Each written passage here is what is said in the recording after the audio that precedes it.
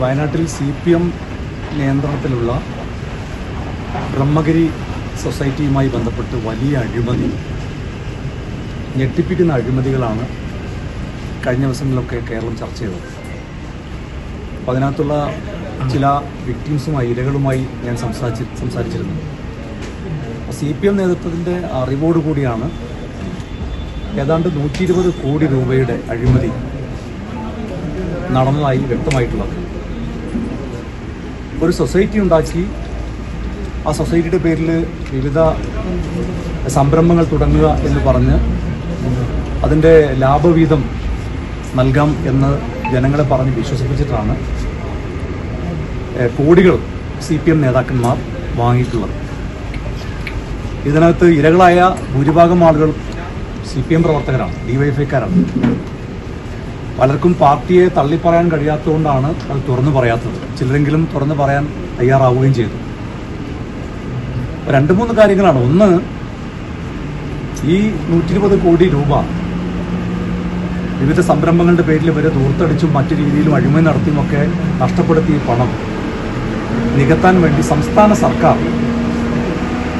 ബജറ്റിലൂടെ പണം നീക്കിവെക്കുന്ന ഒരു കാഴ്ചയാണ് നമ്മൾ കണ്ടുകൊണ്ടിരിക്കുന്നത്.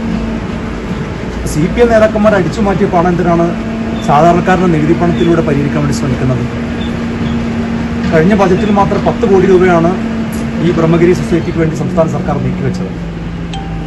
അപ്പോൾ ഈ പണം ആരാണോ നഷ്ടപ്പെടുത്തിയത് അവരുടെ കയ്യിൽ നിന്ന് ഈടാക്കുകയാണ് വേണ്ടത്. CPMൻ്റെ ഇന്നത്തെ മന്ത്രിയായ OR കേളു ഉൾപ്പെടെ ഇതിൻ്റെ ഡയറക്ടർമാരായിട്ടുള്ളത് ഭൂരിഭാഗം ആളുകളും CPMൻ്റെ ഉത്തരവാദിത്തപ്പെട്ട നേതാക്കന്മാരാണ്. അവരുടെ കയ്യിൽ നിന്നാണ് ഈ പണം ഈടാക്കേണ്ടത്. ഇത് പറയാൻ CPM നേതാക്കന്മാർക്ക് കഴിയുന്നില്ല. കാരണം സംസ്ഥാന നേതാക്കന്മാർക്ക് കഴിയുന്നില്ല. കാരണം അവിടെയുള്ളവർ സ്വർണ്ണപ്പാളി അടിച്ചു മാറ്റുന്നവർ, തിരുവനന്തപുരത്തുള്ളവർ സ്വർണ്ണപ്പാളി അടിച്ചു മാറ്റുന്നവർ, ഇവിടെ ബാങ്ക് അടിച്ചു മാറ്റുക, അല്ലെങ്കിൽ സൊസൈറ്റിയുടെ പേരിൽ പണം അടിച്ചു മാറ്റുക. ഇങ്ങനെയുള്ളൊരു ഇരുട്ട് സംഘമായി CPM മാറുന്നൊരു കാഴ്ചയാണ് കണ്ടുകൊണ്ടിരിക്കുന്നത്. ഈ പാവങ്ങൾക്ക് അടിയന്തരമായി നഷ്ടപ്പെട്ട പണം തിരിച്ചു കൊടുക്കണം. പക്ഷെ തിരിച്ചു കൊടുക്കേണ്ടത് ഈ നാട്ടിലെ സാധാരണക്കാരൻ കൊടുക്കുന്ന നികുതി പണത്തിൽ നിന്നാവരുത്. അതാരാണോ അതിൻ്റെ ഉത്തരവാദികൾ അവരുടെ കയ്യിൽ നിന്ന് ഈ പണം തിരിച്ചു പിടിക്കണം. അവരുടെ ബാങ്ക് അക്കൗണ്ടുകൾ പരിശോധിക്കണം, അവരുടെ ഇടപാടുകൾ പരിശോധിക്കണം, അവരുടെ പേരിൽ നടപടി സ്വീകരിക്കുകയും നിയമപരമായി അവർക്കെതിരെ കേസെടുക്കുകയും ബഡ്സ് ആക്ടൊക്കെ പ്രകാരം കേസെടുക്കുകയും ചെയ്യേണ്ടത്. പക്ഷെ പരാതി കൊടുത്തിട്ട് പോലും ഇന്ന് വരെ പോലീസ് കേസെടുക്കാനോ അന്വേഷണം നടത്താനോ ഒന്നും ശ്രമിക്കാതിരിക്കുന്നത് CPM നേതാക്കന്മാരുടെ നിർദ്ദേശത്തോടെയാണെന്നുള്ളത് വളരെ വ്യക്തമാണ്. അപ്പോൾ പോലീസിനെ സമീപിക്കുമ്പോൾ പോലീസ് തന്നെ ഇരകളോട് പറയുന്നത് നിങ്ങൾ നേതൃതലത്തിൽ ഇടപെട്ടാൽ മാത്രമേ കേസെടുക്കാൻ കഴിയുകയുള്ളൂ എന്നാണ്. അടിയന്തരമായി ഈ വിഷയത്തിൽ കേസെടുത്ത് അന്വേഷണം നടത്തി ഉത്തരവാദികളായവരെ നിയമത്തിന് മുമ്പിൽ കൊണ്ടുവരണമെന്നാണ് യൂത്ത് ലീഗിന് ആവശ്യപ്പെടാനുള്ളത്. വയനാട്ടിൽ പ്രവർത്തിക്കുന്ന ഒരു സൊസൈറ്റിക്ക് എന്തിനാണ് കോഴിക്കോട്ടും കണ്ണൂരും കാസർഗോഡൊക്കെയുള്ള സ്ഥലങ്ങളിലേക്ക് പിന്നെ അവിടുത്തെ ബാങ്കിൽ നിന്ന് പണം വാങ്ങുന്നത്, അവിടെ ഓരോ ഫാക്ടറികൾ, അടച്ചുപൂട്ടിയ ഫാക്ടറികളൊക്കെ വാങ്ങുന്നത്? അപ്പോൾ ഇത് ഒരു സംസ്ഥാന തലത്തിലൊരു ഇഷ്യൂവായി മാറുകയാണ്. ഇപ്പോൾ വയനാട് ജില്ലാ യൂത്ത് ലീഗ് കമ്മിറ്റി ഇതിൻ്റെ പേരിൽ സമരങ്ങൾ സംഘടിപ്പിച്ചുകൊണ്ടിരിക്കുന്നുണ്ട്.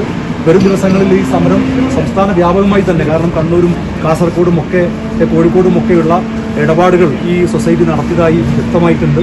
കോഴിക്കോട്ടെ ഒരു ബാങ്കിൽ നിന്ന്, ഒരു സഹകരണ ബാങ്കിൽ നിന്ന് ഏതാണ്ട് 15 കോടി രൂപയാണ് ഈ സൊസൈറ്റിയിലേക്ക് വാങ്ങിയിട്ടുള്ളത്.